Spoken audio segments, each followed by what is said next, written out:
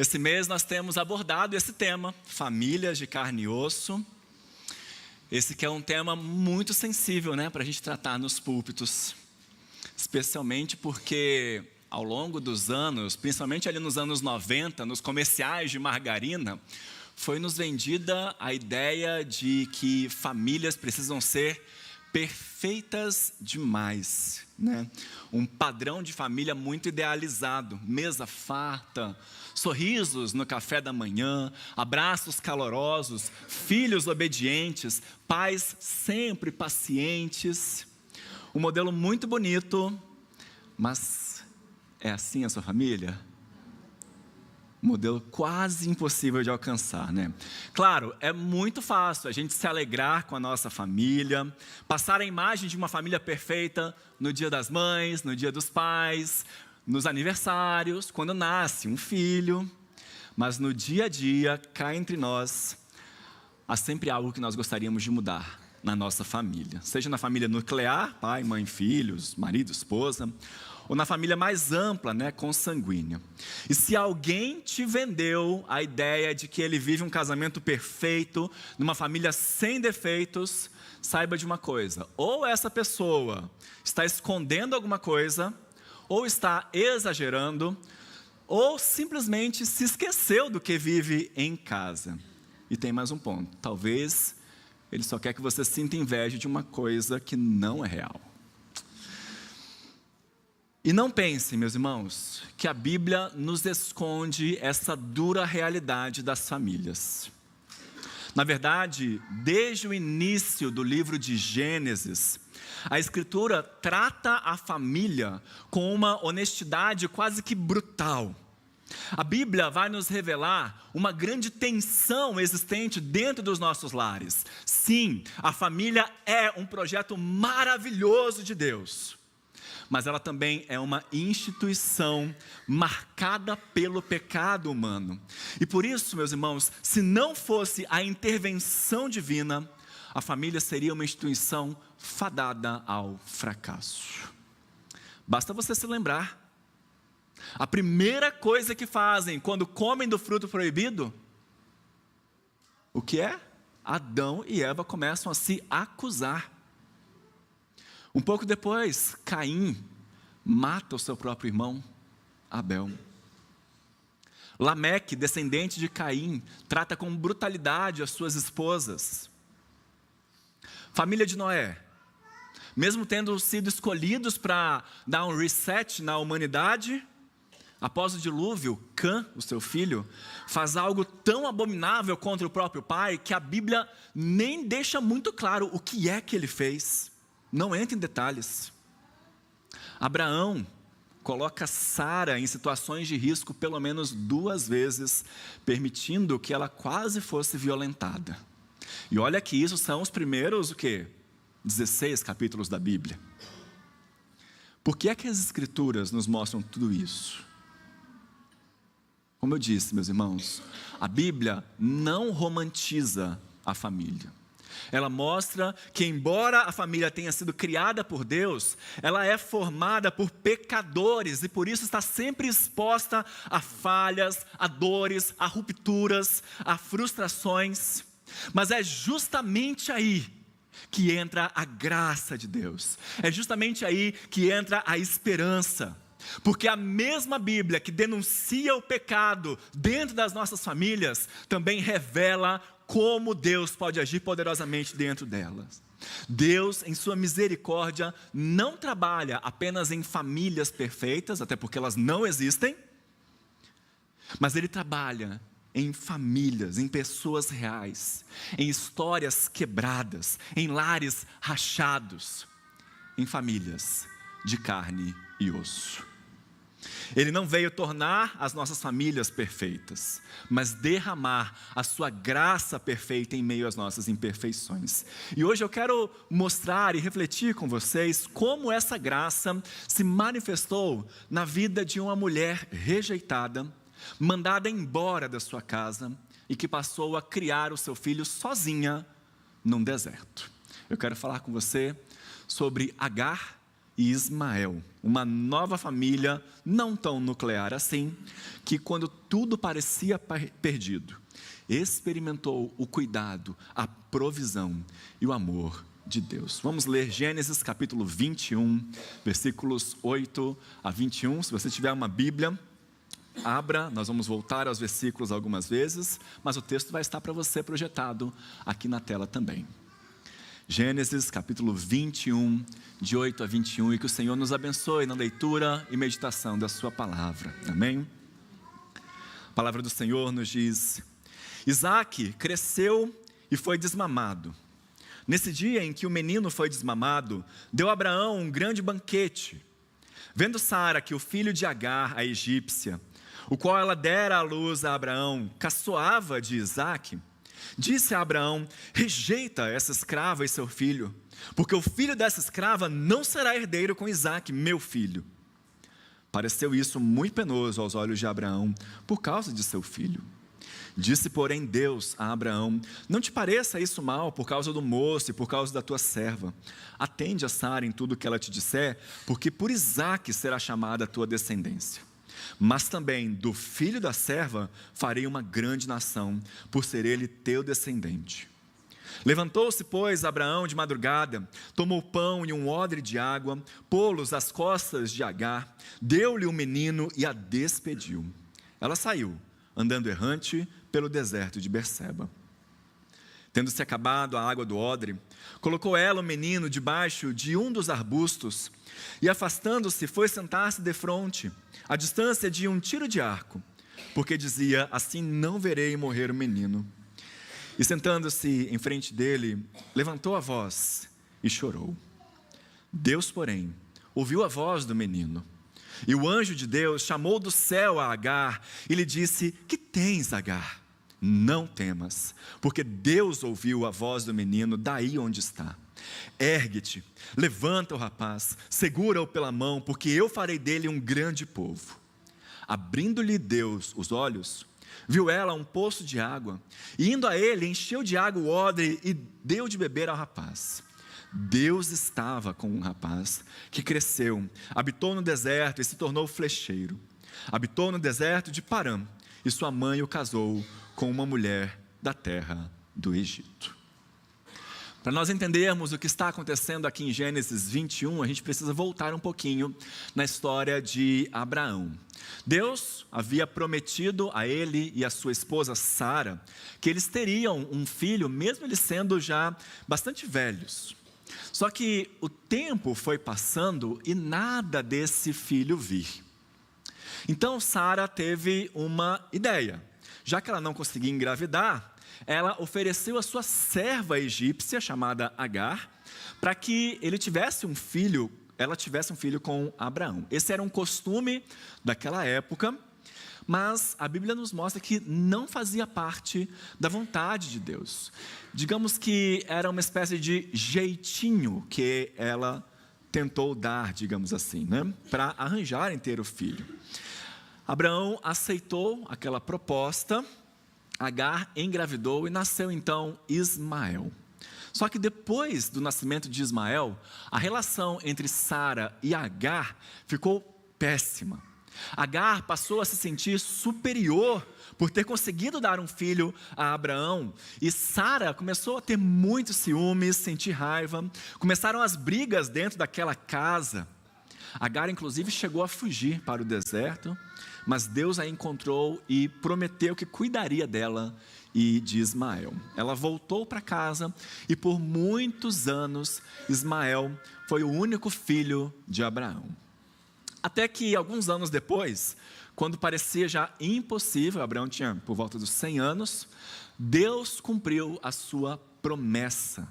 Sara engravidou e então nasceu Isaque, o filho da promessa. Aquela casa então passou a ter 2 filhos de mães diferentes. E o conflito só aumentou. Um dia, como nós lemos aqui, na festa de desmame de Isaque, quando ele devia ter por volta dos 2 ou 3 anos, Sara viu Ismael fazendo alguma coisa com o seu irmão mais novo. A Bíblia diz que ele caçoava, de Isaac. A gente não sabe se é uma brincadeira de mau gosto ou algo mais sério, mas o fato é que Sara ficou furiosa com essa brincadeira. Então ela pediu que Abraão mandasse embora tanto Agar quanto o seu filho. E mesmo com um peso na consciência, depois de ter sido consolado por Deus, Abraão então responde sim ao pedido de Sara e abandona Agar à sua própria sorte. Agar e Ismael então partem andando errantes pelo deserto. Eu quero chamar a sua atenção para a situação de Agar aqui, que é bem desesperadora. Primeiro, ela foi expulsa de casa e agora ela teria que se virar para dar conta de sustentar a si mesma e ao seu filho.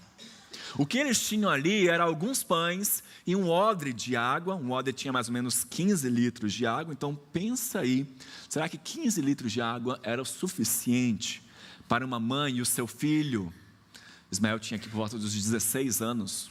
Era suficiente para uma mãe e o seu filho de 16 anos, no meio de um deserto? Em quantos dias aquela água acabaria? 4? 5? E depois, como eles fariam? Como ela protegeria o seu filho de animais selvagens que encontrassem por ali? Como ela educaria o seu filho? Com quem ele iria se casar mais tarde? Será que ela conseguiria educá-lo para que ele pudesse fazer as melhores escolhas quando fosse mais velho? E quanto mais o tempo passava, mais esgotada ela se sentia. Abandonada com seu filho, com as provisões ficando cada vez mais escassas. A gente lê aqui no versículo 15, que a água já tinha acabado. O lugar onde ela procurou abrigo para Ismael, na verdade não protegia nada, era um arbusto. Aquele era um momento de desespero total. Tudo que ela esperava até ali é que o seu filho fosse morrer. E como toda mãe não consegue nem imaginar isso, Agar se afasta para não ter que presenciar essa cena. Versículo 16, e afastando-se, foi sentar-se defronte, a distância de um tiro de arco mais ou menos 100 metros, porque dizia, assim não verei morrer o menino, e sentando-se em frente dele, levantou a voz e chorou. Esse é o desespero de uma mãe que já não vê saída. Esse é o grito mudo de quem carrega a sensação de que foi esquecida não só pelas pessoas, mas pelo próprio Deus. E quantas vezes, meus queridos, nós nos sentimos assim também? Quando o diagnóstico médico vem e a gente não sabe o que fazer. Quando o casamento rui e a gente acha que não tem como consertar. Quando um filho se perde e parece que nada do que você fez deu certo. Quando você se vê sozinho ou sozinha numa responsabilidade que deveria ser compartilhada. Às vezes, a nossa própria vida vai se esvaindo, como aconteceu com os recursos de Agar ali no deserto. E quando tudo seca, a gente se afasta. A gente para de falar, a gente para de orar, a gente para de sonhar e só espera o fim. Mas é justamente aí, quando a gente acha que as coisas chegaram ao fim, quando o chão acaba, quando nossa alma se cala, quando parece que não tem mais ninguém, que nós vemos Deus se movendo. Justamente nesses momentos no deserto, quando tudo parecia perdido, que Deus vem em busca de Agar e transforma aquela situação desesperadora. No versículo 17, nós vemos a voz de Deus chamando: que tens, Agar? Não temas. Que tens, Agar? Uma pergunta delicada, que revela cuidado e não condenação. E esse não temas aqui, uma frase tão conhecida nossa, que se repete muitas vezes na Bíblia, sempre em contextos de medo, de incerteza, de angústia. Uma frase que foi dita a Abraão, quando Deus o chamou para sair de sua terra. Para Moisés, quando Deus se apresentou a ele na sarça ardente.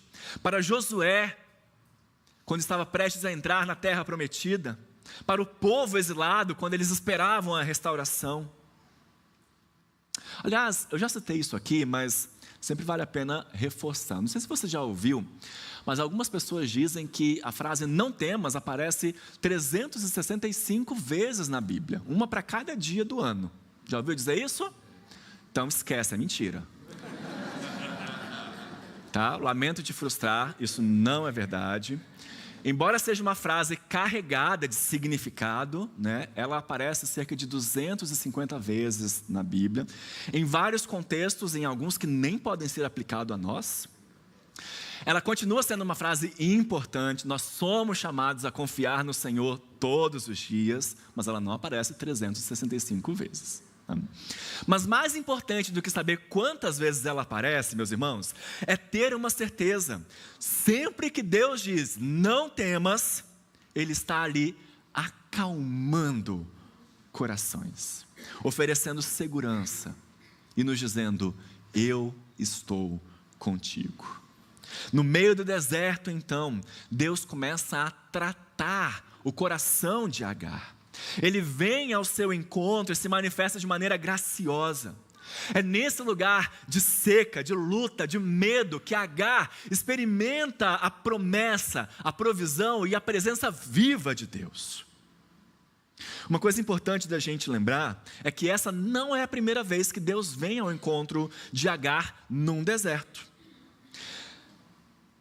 Se na primeira vez, em Gênesis 16, também no meio de deserto, Deus se revela como o Deus que vê, agora aqui, Ele se revela como o Deus que ouve o clamor dela e de seu filho.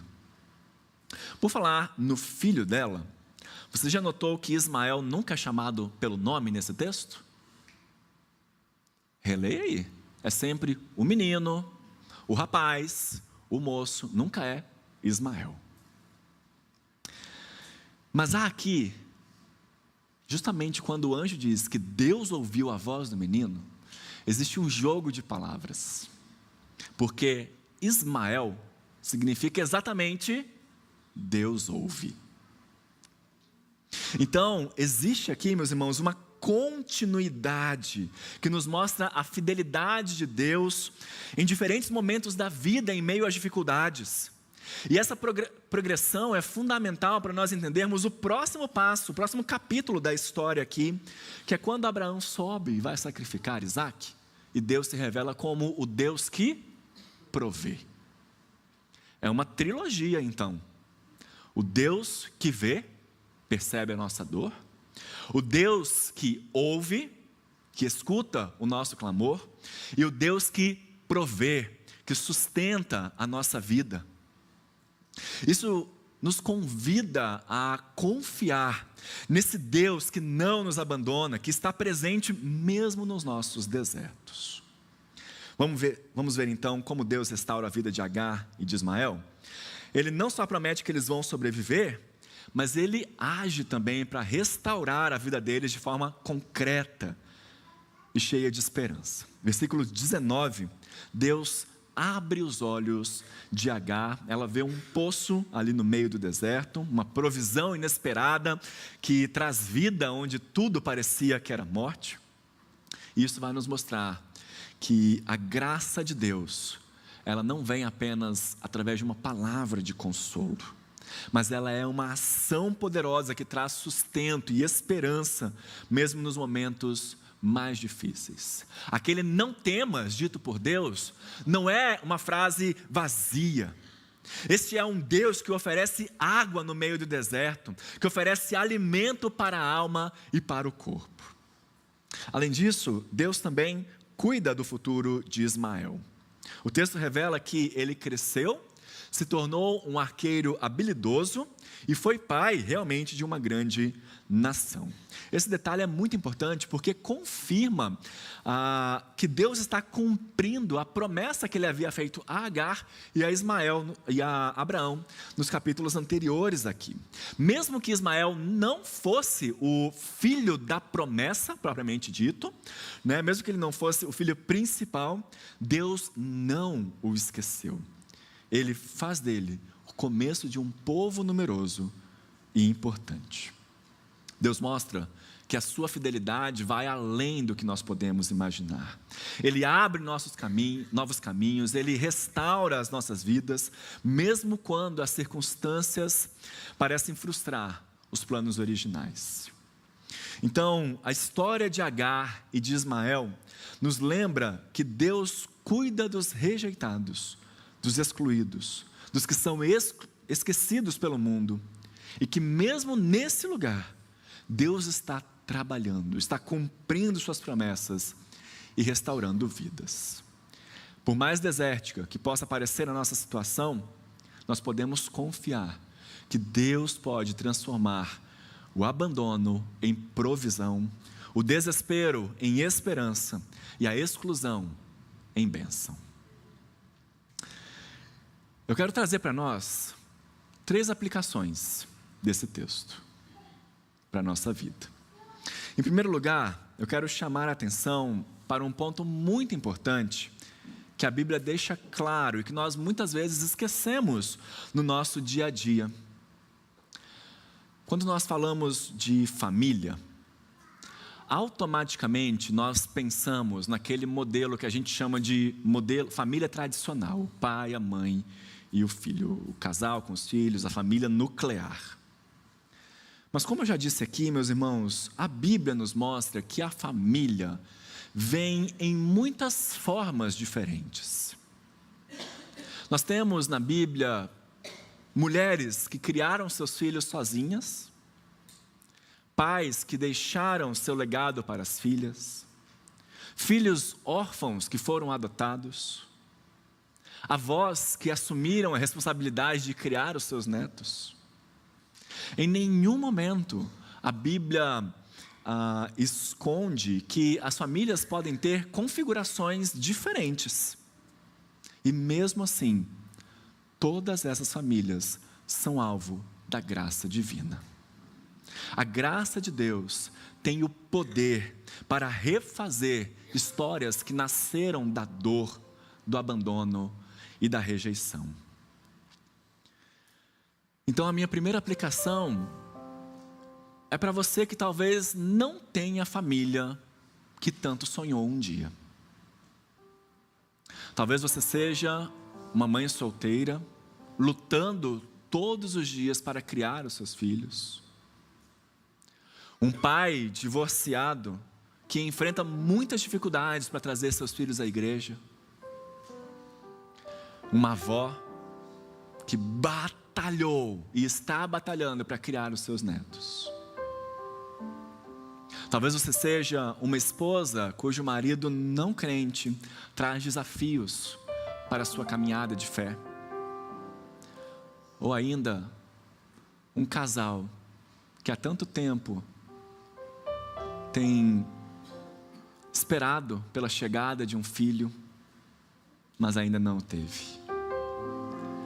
Você pode ser uma viúva que enfrenta a solidão e o medo do futuro, ou um pai ou mãe que sofre porque o seu filho adulto está muito longe dos caminhos do Senhor.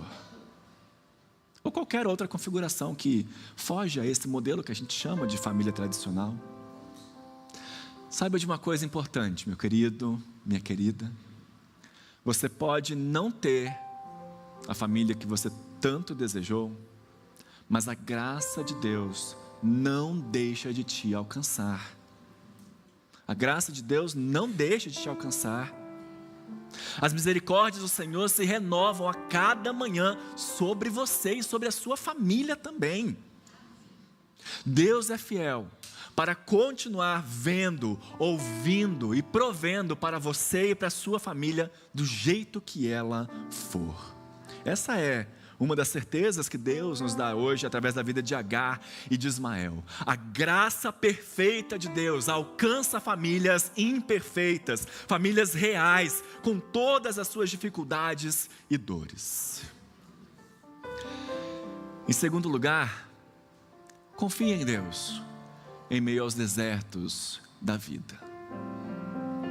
O texto nos lembra que muitas vezes nós passamos por esses desertos também, momentos difíceis em que nós achamos que não vai haver saída, água ou esperança. Mas o que nós vemos aqui é um Deus que não nos abandona nesse deserto, um Deus que nos encontra, que nos oferece provisão e que nos ouve. Por isso, mesmo quando você se sentir sozinho, esquecido ou nos limites das suas forças, lembre-se que Deus está ali com você, vendo a sua luta, ouvindo o seu clamor, pronto para agir na sua vida. Não tenha medo desses desertos, porque eles podem ser o lugar onde Deus mais profundamente se manifesta e transforma a sua história. Queridos, as primeiras pessoas que leram esse texto aqui eram um povo numeroso que estava andando no meio de um deserto. E agora, como é que eles iriam arranjar comida? E agora, onde é que eles iriam arranjar água? Com a história de Agar e Ismael no deserto, com a descida do maná, com a água saindo da rocha, Deus mostra que Ele é o Deus de provisão, é o Deus que não nos abandona, mesmo que passemos pelo deserto. E em terceiro lugar, a história de Agar e Ismael nos desafia a pensar na igreja como uma nova família, que acolhe e abraça todas as formas de família, especialmente aquelas que fogem desse padrão tradicional. Sabe por quê? Porque no Novo Testamento, meus irmãos, Jesus promete algo muito poderoso. Ele diz que aqueles que o seguem passam a fazer parte de uma nova família, uma família espiritual. É o que ele nos diz em Marcos capítulo 10, que quem o segue recebe nesta vida 100 vezes mais casas, irmãos, irmãs, mães e filhos. Isso significa que a igreja é chamada a ser um lugar onde todos, independentemente da configuração de sua família natural, possam encontrar acolhimento, amor e pertencimento. Muitas pessoas chegam aqui com suas histórias marcadas pela dor, pela rejeição, pelos conflitos familiares. E é nossa missão como igreja sermos essa família estendida, que caminha junto, que apoia, que promove a cura e a restauração. Que nós sejamos então, queridos, um espaço para que cada pessoa se sinta amada, se sinta ouvida por Deus, vista, abraçada por essa graça perfeita, sabendo que em Cristo nós encontramos uma verdadeira família, aquela que nos sustenta em todos os momentos da vida. Não uma família perfeita, porque nós também não somos perfeitos, mas uma família imperfeita, que experimenta a graça perfeita de Deus dia a dia. Então, se você sente hoje que a sua família está um pouco longe do ideal, lembre-se, você não está sozinho. A graça de Deus é maior do que qualquer dificuldade, maior do que qualquer imperfeição.